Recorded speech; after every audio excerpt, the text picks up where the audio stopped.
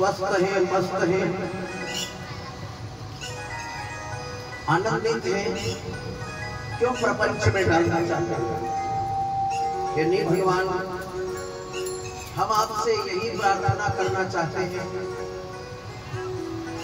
कि कृपा करके आप विवाह करें। हम हमारी मां को देखना चाहते हैं। भोलेनाथ ने कहा कि भैया मैं विवाह तो कर लूं आपकी विनती से, पर एक रिक्वेस्ट है कि मेरे लिए सुयोग्य कन्या, मेरे योग्य कन्या भी तो हो जैसा मैं हूं। नहीं तो मैं तो श्मशाने क्रीडंतो हर पिशाचा सहचर चिता भस्मालेपो गरलमसनम दिक्पट धरो। मैं तो इस प्रवृत्ति का आदमी, वैरागी आदमी, ज्ञानी आदमी, त्यागी आदमी, और वो पप पाउडर एंड कॉस्मेटिक्स वाली आ जाए तो क्या भरोसा।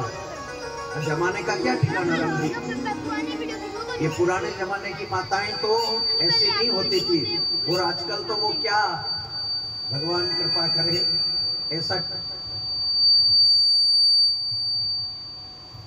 ठाकुर जी की इतनी महती कृपा है कि हमको लाने की कोई जरूरत नहीं पड़ी।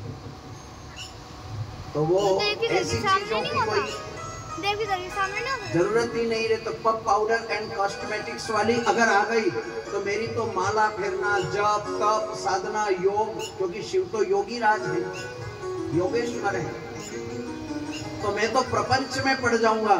और अगर एक बार प्रपंच में पड़ गया तो फिर माया मोह विद्रामिन ज्ञान रूपेण परिवस्थितः, परेशान हो जाऊंगा। मेरे को विवाह नहीं करना भैया, भगवान बचाए इस पाणी ग्रहण से। तो नहीं प्रभु विवाह तो करो। कहा ठीक है, कहते हो मेरे लिए सुयोग्य कन्या कि राजा दक्ष की कन्या सबसे छोटी के कौन सी के सती। सती ने भी तप किया था शिव के लिए, 12 वर्ष तक सती ने शिव के लिए तप किया। और सती के साथ में ब्रह्मा जी के द्वारा, अब यहाँ ब्रह्मा जी के मन में राग द्वेष है, शिव से बदला लेने की आंटी है, राग द्वेष है ब्रह्मा जी के मन में। और ब्रह्मा जी ने अपनी ही पोती दक्ष की बेटी सती का विवाह शिव जी से करवा दिया। सती को लेकर के शिव जी का अपने कैलाश पर्वत पर रहना, विराजना। अब एक दिन योग संयोग की बात है। कथा तो वैसे बहुत विस्तार है इसका, मगर अब समय को भी ध्यान में रखते हुए, और क्योंकि कथा ही ऑलरेडी बहुत बड़ी है, तो शिव जी एक दिन योग संयोग था, सभी देवी देवगण को बुलाया और ब्रह्मा जी ने अपने बेटे को सिखाया और देवगणों को बुला करके मीटिंग रखाई।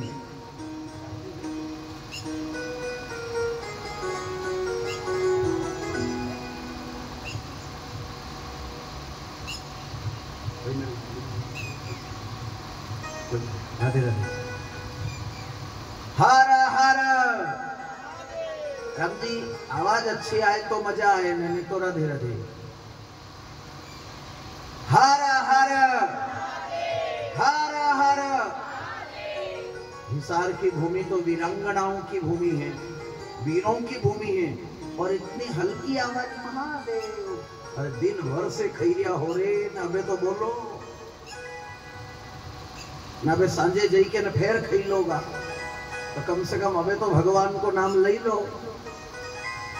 हर हर हर हर हर हर। लेकिन समझ में आई हमारे उज्जैन मालवा की भाषा कि दिन भर से प्रसादी पाई पा रहे हो, तो अब तो जोर से आवाज लगाओ भोलेनाथ के नाम की, शाम को जाकर के फिर प्रसादी पा लेना है।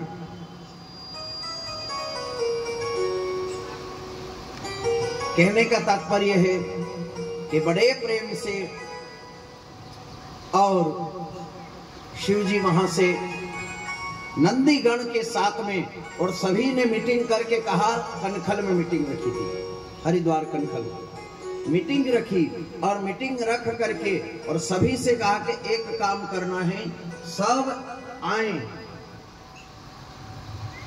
सबको निमंत्रण पत्र हो गया, सब आए मीटिंग में। मीटिंग में आए तो भोलेनाथ भी नंदीगण पर बैठ करके आ गए। नंदीगण पर बैठ करके आए। पहले आगे लाइन में राजा दक्ष मेन गेट पे खड़ा था और जैसे राजा दक्ष मेन गेट पे खड़े तो भगवान ब्रह्मा जी का प्रवेश होना। चतुर्वदनो ब्रह्मा, राजा दक्ष ने अपने पिता समझ करके और पितामह समझ करके, सृष्टिकर्ता आदिकर्ता समझ करके पिता की विनती प्रार्थना करी। क्या चतुर्वदनो ब्रह्मा देवाहुर अपरो हरि अभालोचन शंभो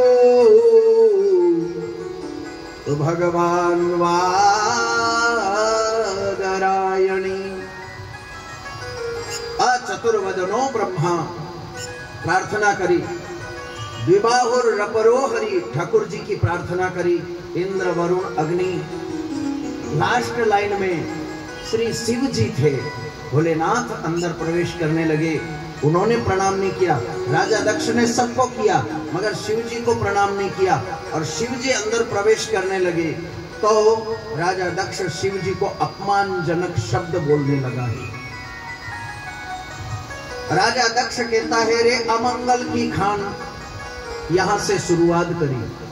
अमंगल की अमंगल्यम शीलम, रे अमंगल की खान, तेरे माता का पता नहीं, तेरे पिता का पता नहीं, तेरी जाति का पता नहीं, तेरी गोती का पता नहीं, तेरे घर का पता नहीं, तेरे परिवार का पता नहीं, तेरे वंश का ठिकाना नहीं, कुछ भी ठिकाना नहीं। इसके बाद भी मेरे पिता के कहने से मैंने तेरे को अपनी सोने जैसी कन्या दे दी और तूने मेरे को प्रणाम तक नहीं किया। अगर तू मेरे को प्रणाम कर लेता तो तेरा क्या बिगड़ जाता। मैं राजा दक्ष हूँ, मैं सब कार्य, दक्ष शब्द का अर्थ होता है सब कार्य में निपुण होना ही दक्ष कहलाता है। मैं प्रजापति दक्ष हूँ, मैं राजा हूँ, मैं सबका राजा हूँ, मैं महाराजा हूँ। मैं करके बोलता जा रहा। शिव जी सुनते रहे, सुन लिया। मन में विचार किया कि अगर जो ये तो यहीं से शुरुआत है, अंदर अगर जाकर के बैठ जाएंगे तो ये मेरे को सुना करके पता नहीं क्या क्या बवाल प्रपंच रचाएगा और पता नहीं कौन सी लड़ाई खड़ी होगी, बातें तो और बढ़ेगी घटेगी तो है नहीं। तब भोलेनाथ ने मन में विचार किया और भोलेनाथ मन में विचार करके और वहां से कुछ भी नहीं बोले। भोलेनाथ वहां से चल दिए, लौट गए। मैं करके बोलता जा रहा था। भोलेनाथ सुनते रहे और चुपचाप चल दिए। धन्य है, सहनशीलता सीखना हो तो शिव से सीखे। और राजा दक्ष बोलता रहा, नंदीगण से रहा नहीं गया। नंदीगण ने कहा, रे राजन, रे दक्ष, जो मेरे महादेव भोले भाले सीधे साधे ऐसे महादेव का तेने अपमान कर लिया। जिन महादेव को न तो कोई अपना है न कोई पराया है, न मित्र है न शत्रु है, न वैरी है न प्रिय है, न घर है उनका। देखो कितने दया के सागर हैं कि रहने की लंका अलकापुरी कुबेर को दे दी। 1-2 बार घर बनाया था भोलेनाथ ने, पार्वती के कहने पर। सती के कहने पर तो एक भी घर नहीं बनाया, पार्वती के कहने पर 2 बार भोलेनाथ ने घर बनाया था। पहले बनाई थी अलकापुरी, तो कुबेर को पसंद आ गई तो उसको देना पड़ी। फिर थोड़े दिन घूमते घामते रहे, फिर पार्वती ने कहा कि प्रभु अब तो घर बना ले अपना, औलाद होगी, घर परिवार होगा, कुछ भी सामान धरे रखेंगे, डमरू है, त्रिशूल है, श्रृंगी है, मृग छाल है, आपके कपड़े हैं, ये सब भी तो रखने ही पड़ेंगे। तो एक दो अलमारी निकल जाएगी, बढ़िया कुछ न कुछ व्यवस्था कर लें। तो के कैसा बनाए? अच्छा बढ़िया सोने का बनाओ, बनाओ तो रहने, बना तो रहे हैं, अच्छा ही बनाए। इतना बढ़िया बनाया कि पंडित जी बुलाए थे वास्तु करने के लिए, पंडित जी को ही घर पसंद आ गया। बोलो राजा रामचंद्र भगवान की। श्री तो रावण राज को लंका देनी पड़ी। पार्वती से कहा, पार्वती देख मैंने तेरे से कहा था अपने भाग में घर लिखा ही नहीं है, क्यों प्रपंच में पड़े, अपन तो बढ़ के नीचे ही अच्छे बैठे। तो कहने का तात्पर्य राम जी यही है, भोलेनाथ जो अपना न कोई पराया, न वेरी न शत्रु, न अच्छा न बुरा, ऐसे सदाशिव भोलेनाथ को तेने अपमानजनक शब्द बोला। मैं करके मैं इतनी देर से सुनता जा रहा, और तू मैं राजा, मैं दक्ष, मैं प्रजापति, मैं इन देवगणों का ऊर्ध्वन्य हूँ, और आदि आदि कर करके मैं करके बोलता जा रहा। जा तुझे श्राप देता हूँ, तेरे बकरे का अजा का सिर लग जाए। श्राप दे दिया। बकरा समझते हैं ना, बकरे का सिर लग जाए, श्राप दे दिया। और श्राप देने के बाद में नंदीगण जी और भोलेनाथ वहां से चल देते हैं।